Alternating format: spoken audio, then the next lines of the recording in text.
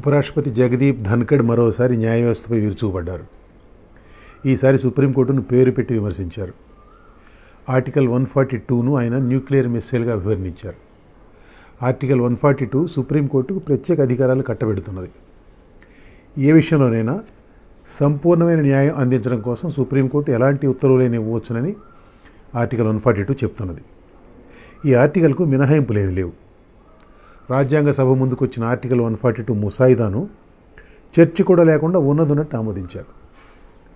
ఈ ఆర్టికల్ ఆవశ్యకతపై ఆనాటి రాజ్యాంగ నిర్మాతల మధ్య ఉన్న ఏకాభిప్రాయాన్ని ఇది సూచిస్తున్నది. ఆర్టికల్ 142ను సుప్రీంకోర్టు ప్రజాస్వామిక శక్తులపై, ఫోర్సెస్ ఆఫ్ డెమోక్రసీ అట, ఈ శక్తులపై న్యూక్లియర్ మిస్సైల్లాగా ప్రయోగిస్తున్నదని ఉపరాష్ట్రపతి నిన్న ఒక సమావేశంలో వ్యాఖ్యానించారు. జగదీప్ ధన్ఖడ్ ఉపరాష్ట్రపతి పదవిని అధిష్ఠించిన దగ్గర నుంచి న్యాయ వ్యవస్థపై క్రమం తప్పకుండా ధ్వజమెత్తుతున్నారు. ప్రజాస్వామ్యంలో పార్లమెంట్ సుప్రీమని, దాని అధికారాల పరిధిలోకి న్యాయ వ్యవస్థ జొరబడకూడదని ఆయన అంటారు. వినడానికి పైకి బాగానే ఉన్నా దీంట్లో ఒక పేచీ ఉంది. నిన్న వక్ఫ్ సవరణ చట్టంపై సుప్రీంకోర్టు జరిగిన విచారణ సందర్భంగా ప్రధాన న్యాయమూర్తి ఒక మాట అన్నారు. అది ఇక్కడ చెప్పాల్సిన అవసరం ఉంది. కేంద్ర ప్రభుత్వం తరపున హాజరైన సొలిసిటర్ జనరల్ తుషార్ మెహతా ఆయన న్యాయ వ్యవస్థ అనవసరంగా వేలు పెడుతున్నదని, ప్రజలు న్యాయ వ్యవస్థను నిందిస్తారేమోనని ప్రభుత్వం ఆందోళన అన్నారు. న్యాయ వ్యవస్థను ప్రజలు నిందిస్తారని ప్రభుత్వానికి ఆందోళన అటు పాపం. Court should not be blamed for judicial overreach అన్నారు Tushar Mehta. Judicial overreach. వెంటనే ప్రధాన న్యాయమూర్తి సంజీవ్ ఖన్నా పార్లమెంట్ చట్టం చేస్తుంది, ఎగ్జిక్యూటివ్ అమలు చేస్తుంది, న్యాయ వ్యవస్థ న్యాయ నిర్ణయం చేస్తుంది, మేము అనవసరంగా వేలు పెడతామన్న ఆందోళన అక్కర్లేదు అని అన్నారు. జ్యుడిషియరీ ఎడ్యుడికేట్స్ అని చెప్పారు ఆయన. గమనించండి జాగ్రత్తగా. సొలిసిటర్ జనరల్ మాటలు పైకి బాగానే ఉన్నాయి, కానీ వాటి వెనుక ఒక హెచ్చరిక ఉన్నది. మీరు మరీ ముందుకు వెళ్ళవద్దు, వెళితే బాగోదు అన్న హెచ్చరిక. సొలిసిటర్ జనరల్ కాబట్టి అన్యాపదేశంగా హెచ్చరించారు. ధన్ఖడ్ గారు ఉపరాష్ట్రపతి కాబట్టి నేరుగానే నిందించారు. ఆయన తాజా విమర్శకు కారణం రాష్ట్రాల శాసనసభలు ఆమోదించిన బిల్లులపై నిర్ణయం తీసుకునే విషయంలో గవర్నర్కు, రాష్ట్రపతికి గడువు విధిస్తూ జస్టిస్ పార్థివాలా ధర్మాసనం మొన్న ఇచ్చిన తీర్పు. అది ఆయన ఆగ్రహానికి కారణం. ఈ కేసులో రాష్ట్రపతి చర్యలతో నిమిత్తం లేకుండా గవర్నర్ వెనక్కి పంపిన బిల్లులన్నీ ఆమోదం పొందినట్లేనని ధర్మాసనం ప్రకటించింది. ఈ పర్టికులర్ ఉత్తర్వుకు సుప్రీంకోర్టు ఆర్టికల్ 142ను ఉపయోగించి ఈ ఉత్తర్వును జారీ చేసింది. ఇది సుప్రీంకోర్టు పార్లమెంటు పరిధిని అతిక్రమించడమేనని ధన్ఖర్ మహాశయులు అంటారు. మన రాజ్యాంగ నిర్మాతలు 3 ప్రజాస్వామిక అంగాల విధులను స్పష్టంగా నిర్వచించారు. చట్టాల చెల్లుబాటును, రాజ్యాంగ నిబంధనల అమలును పరిశీలించి న్యాయ నిర్ణయం చేయాల్సిన బాధ్యతను న్యాయ వ్యవస్థకు అప్పగించారు. చట్టం చేసే బాధ్యత పార్లమెంటుదేనన్న విషయంలో ఎవ్వరికీ రెండు అభిప్రాయం లేదు. అయితే ఆ చట్టం చెల్లుబాటు అవుతుందా లేదా అన్న విషయం పరిశీలించాల్సిన బాధ్యత న్యాయ వ్యవస్థది. చెల్లుబాటు అంటే ఏమిటి అని ఇక్కడ ఒక ప్రశ్న రావచ్చు. పార్లమెంటు చేసిన చట్టం ఏదైనా చట్టమే కదా, ఇక చెల్లుబాటు ప్రస్తావన ఎక్కడ అని కొంతమంది అనుకోవచ్చు. నిజానికి ఉపరాష్ట్రపతి ధన్ఖడ్ చెబుతున్నది కూడా అదే కదా. పార్లమెంటు చేసిన చట్టాల జోలికి సుప్రీంకోర్టు రాకూడదు అంటున్నారు ఆయన. దాని అర్థం ఏమిటి? చట్టం చేస్తే చాలు, అదే ఫైనల్ అనే కదా. అయితే అలా కుదరదు. మన దగ్గరే కాదు, ఇండియాలోనే కాదు, ఏ ప్రజాస్వామిక దేశంలోనైనా కుదరదు. జ్యుడిషియల్ రివ్యూ అనేది ప్రజాస్వామిక వ్యవస్థ ప్రాథమిక లక్షణాల్లో ఒకటి. పార్లమెంట్ చేసిన ఏ చట్టమైనా రాజ్యాంగానికి విరుద్ధంగా ఉండకూడదు. విరుద్ధంగా ఉందన్న వాదన వచ్చినప్పుడు ఉందో లేదో తేల్చాల్సిన బాధ్యత మరి న్యాయ వ్యవస్థదే కదా. ఇలాంటి తిరకాసు వచ్చినప్పుడు కొన్ని సందర్భాల్లో చట్టాన్ని చెల్లుబాటు చేసుకోవడానికి రాజ్యాంగాన్ని సవరిస్తున్నారు. ఈ సందర్భంగా 1973 నాటి ఒక సుప్రీంకోర్టు తీర్పుని ఇక్కడ ప్రస్తావించాలి. నిజానికి గతంలో కూడా ఒకసారి ఇక్కడే ప్రస్తావించాను ఆ విషయాన్ని, మళ్ళీ ప్రస్తావిస్తాను ఇప్పుడు. కేశవానంద భారతి తీర్పుగా ప్రసిద్ధమైన ఆ తీర్పులో రాజ్యాంగం మౌలిక స్వరూపాన్ని మార్చే అధికారం పార్లమెంటుకు లేదు అని సుప్రీంకోర్టు స్పష్టం చేసింది. బేసిక్ స్ట్రక్చర్ డాక్ట్రైన్ అంటారు దీన్ని. ఉదాహరణకు రాజ్యాంగ సవరణ ద్వారా ప్రాథమిక హక్కులను హరిస్తామంటే కుదరదు. ఎందుకంటే ప్రాథమిక హక్కులు రాజ్యాంగ మౌలిక స్వరూపంలో భాగం. గతంలో కేంద్ర మంత్రిగా, గవర్నర్గా పనిచేసి ప్రస్తుతం ఉపరాష్ట్రపతి పదవిలో ఉన్న జగదీప్ ధన్ఖడ్ న్యాయశాస్త్రం చదివారు. రాజకీయాల్లోకి రాకముందు రాజస్థాన్ హైకోర్టులో ఆయన సీనియర్ న్యాయవాదిగా పనిచేశారు. అలాంటి వ్యక్తికి ఇంత ప్రాథమికమైన విషయాలు తెలియకుండా ఎలా ఉంటాయి? మరి ఎందుకు పదే ఇలా మాట్లాడుతున్నారు?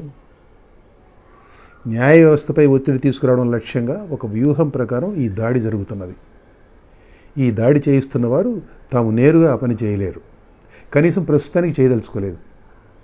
ఉపరాష్ట్రపతి స్థాయి వ్యక్తి పదే పదే న్యాయ వ్యవస్థను తప్పుపడుతుంటే ఆ ప్రభావం ఎంతో కొంత ఉండకుండా ఉంటుందా? ఉదాహరణకు వక్ఫ్ చట్టం, ఆ సవరణ చట్టం విచారణే చూడండి. ప్రధాన న్యాయమూర్తి మొదటే ఎవరు అడగకుండానే న్యాయ వ్యవస్థ సాధారణంగా లెజిస్లేటివ్ పరిధిలోకి జోరబడదు అని చెప్పుకున్నారు. అంత అవసరం ఏమొచ్చింది? వక్ఫ్ సవరణ చట్టం ఆర్టికల్ 26ను ఉల్లంఘిస్తున్నదని పిటిషనర్లు వాదిస్తున్నారు. అది ఉల్లంఘనో కాదో సుప్రీంకోర్టు తేల్చకపోతే ఎవరు తేలుస్తారు? చిల్లింగ్ ఎఫెక్ట్ అంటారు చూడండి. అంటే ఒకసారి ప్రతిఘటన చూసిన మీదట ఆ భయంతో ముందే నోరు కుట్టేసుకోవడం. అలాంటి చిల్లింగ్ ఎఫెక్ట్ సుప్రీంకోర్టు మీద కూడా రుద్దేందుకు చూస్తున్నారు. తమిళనాడు బిల్లులు, అదే గవర్నర్ గారి కేసులో రాష్ట్రపతి గడువు విధించటమా అని ఉపరాష్ట్రపతి గగ్గోలు పెడుతున్నారు. మొదట చెప్పాల్సిన విషయం ఏంటంటే విధించకూడదు అని రాజ్యాంగంలో ఎక్కడ లేదు. పోనీ దేశంలో అత్యున్నత స్థాయి పదవి కాబట్టి కొన్ని గౌరవాలు మర్యాదలు ఇవ్వాలి అని అనుకుందాం. మరి తాను చేయాల్సిన పని రాష్ట్రపతి చేయనప్పుడు, తాను నిర్వర్తించాల్సిన ధర్మాన్ని రాష్ట్రపతి విస్మరించినప్పుడు ఎవరికి చెప్పుకోవాలి? ఏమిటి పరిష్కారం అప్పుడు? ఇప్పుడు ధన్ఖడ్ గారికి ఆగ్రహం తెప్పించిన కేసే తీసుకుందాం. తమిళనాడు ప్రభుత్వం అసెంబ్లీలో పాస్ చేసిన బిల్లులను గవర్నర్ ఆర్ఎన్ రవి గారు దగ్గర పెట్టుకున్నారు. చాలా కాలం తర్వాత వెనక్కి పంపారు. అసెంబ్లీ మళ్ళీ పాస్ చేసి పంపితే కూడా ఆమోదించకుండా ఈసారి రాష్ట్రపతికి రిఫర్ చేశారు. ఇలాంటి వైఖరికి ఏమిటి మందు? ఆ బిల్లులు తన దగ్గరకు రాగానే రాష్ట్రపతి, ఇదేంటి బాబు, ఇది సరికాదు కదా, పంపాలనుకుంటే ముందే పంపాల్సింది కదా, అసెంబ్లీ రెండవసారి ఆమోదించిన తర్వాత బిల్లులను నాకు పంపి రాష్ట్రపతి పదవిని బద్నాం చేయడం ఏమిటి అని తమిళనాడు గవర్నర్ని మందలించొద్దు? మందలించాలా అక్కర్లేదా? మందలించలేదు సరికదా, వాటిని దగ్గర పెట్టుకుని సుప్రీంకోర్టు జోక్యం చేసుకుంటుందన్న తర్వాత ఒకటో రెండు ఆమోదించి మిగతా వాటిని రాష్ట్రపతి కూడా వెనక్కి పంపారు. ఏ రాజ్యాంగ నిబంధన ప్రకారం ఈ విధంగా వ్యవహరించవచ్చో ఉపరాష్ట్రపతి గారు ఒకసారి చెప్తే బాగుంటుంది. ఫెడరల్ ప్రజాస్వామ్య స్ఫూర్తిని మంటగలిపే విధంగా ఒక గవర్నర్, ఆపై రాష్ట్రపతి వ్యవహరిస్తే ఎవరు దానిని సరిచేయాలి? బాధితులకు న్యాయం ఎవరు చేయాలి? ఏమాత్రం జంకు గొంకు లేకుండా ఇలా వ్యవహరించేవారు ప్రజాస్వామిక శక్తుల, ఫోర్సెస్ ఆఫ్ డెమోక్రసీనా? వీరికి వీరి విద్యుత్ ధర్మాన్ని గుర్తు చేస్తే సుప్రీంకోర్టు న్యూక్లియర్ మిస్సైల్ ప్రయోగిస్తుందని దాడికి దిగుతారా? మాట వరుసకు సుప్రీంకోర్టు జోక్యం అవాంఛనీయమైతే పరిష్కారం ఏమిటో ఉపరాష్ట్రపతి చెప్పాలిగా. న్యాయ వ్యవస్థను ధన్ఖడ్ ఎంత తీవ్రంగా నిందించారో చూస్తే చాలా ఆశ్చర్యం కలుగుతుంది. ఏమన్నారంటే, మనకు ఉన్న జడ్జీలు వాళ్లే చట్టాలు చేస్తారు, వాళ్లే ఎగ్జిక్యూటివ్ విధులు నిర్వహిస్తారు, వాళ్లే సూపర్ పార్లమెంట్గా వ్యవహరిస్తారు, వారికి జవాబుదారీతనం మాత్రం లేదు, ఎందుకంటే ఈ దేశ చట్టాలు వారికి వర్తించవు. చూడండి ఉపరాష్ట్రపతి నోటి నుంచి ఈ మాటలు. ఎలాంటి దాడిది! దానికి తోడు ఢిల్లీ హైకోర్టు న్యాయమూర్తి ఇంటి దగ్గర దొరికిన నోట్ల కట్ల విషయం కూడా ప్రస్తావించారు ఆయన. న్యాయ వ్యవస్థలో అవినీతి ఉన్నమాట వాస్తవమే, ఎవ్వరూ కాదనరు. కానీ జ్యుడిషియల్ రివ్యూపై విమర్శ చేసే సందర్భంలో ఒక జడ్జి ఇంటి దగ్గర డబ్బు దొరికిన విషయం ప్రస్తావించడం ఎంత అన్యాయం! హిట్టింగ్ బిలో ది బెల్ట్ అంటే ఇది కాదు. అంత పెద్ద పదవిలో ఉన్న వ్యక్తి అన్యాయంగా మాట్లాడవచ్చునా? న్యాయ వ్యవస్థలో అవినీతి సహా అనేక లోపాలు ఉన్నాయి, అందరికీ తెలుసు. వాటిని సరిచేసేందుకు దారులు వెతకాలి. కానీ లోపాలు ఉన్న కారణంగా న్యాయ వ్యవస్థ పార్లమెంటులో చేసిన చట్టాలను రివ్యూ చేయకూడదంటే ఇదెక్కడ లాజిక్ అండి? ప్రజాస్వామ్యంలో ప్రజలకు న్యాయ వ్యవస్థపై నమ్మకం పోకూడదు, అది చాలా ముఖ్యం. పోకుండా చూసుకోవాల్సిన బాధ్యత, ప్రాథమిక బాధ్యత న్యాయ వ్యవస్థపైనే ఉంటుంది. అయితే ఆ నమ్మకం పోయేట్లు బయటి వారు కూడా ఎవరు ఆ పని చేయకూడదు, అలా వ్యవహరించకూడదు. ఎవరు కూడా నమ్మకం పోయేట్లు ఎవరైనా అలా వ్యవహరిస్తే అది న్యాయ వ్యవస్థను స్కాండలైజ్ చేయడం కిందకు వస్తుంది. అది కూడా కోర్టు ధిక్కారమే, ఒక గ్రౌండ్ కంటెంప్ట్కి. ఉపరాష్ట్రపతిని సుప్రీంకోర్టు కంటెంప్ట్ కింద విచారించదు కాబట్టి సరిపోయింది. కానీ ధన్ఖడ్ మహాశయుడి ప్రసంగం ఆద్యంతము కోర్టు ధిక్కరణే. రాష్ట్రపతి, ఉపరాష్ట్రపతి, గవర్నర్ వంటి రాజ్యాంగబద్ధమైన ఉన్నత పదవుల్లో ఉన్న వారిని కంటెంప్ట్ కింద కోర్టుకు పిలవటం కుదరదు. కాబట్టే తమిళనాడు గవర్నర్ కేసులో జస్టిస్ పార్థివాలా ఆ బిల్లులన్నీ ఆమోదం పొందినట్లేనని ఆర్టికల్ 142 కింద సంక్రమించిన అధికారాలను ఉపయోగించి ప్రకటించారు. మీరు ఆలోచించండి, ఆ కేసులో ధర్మాసనం బిల్లుల ఆమోదం విషయంలో గవర్నర్ కానీ రాష్ట్రపతి కానీ ఏం చేయాలో చెప్పి ఊరుకుని ఉన్నట్లయితే రాష్ట్రపతి, తమిళనాడు గవర్నర్ ఆ ప్రకారం చర్యలు తీసుకుని ఉండేవారా? ఆలోచించండి ఒకసారి. తీర్పు వచ్చిన వెంటనే తమిళనాడు ప్రభుత్వానికి రిలీఫ్ దొరికి ఉండేదా?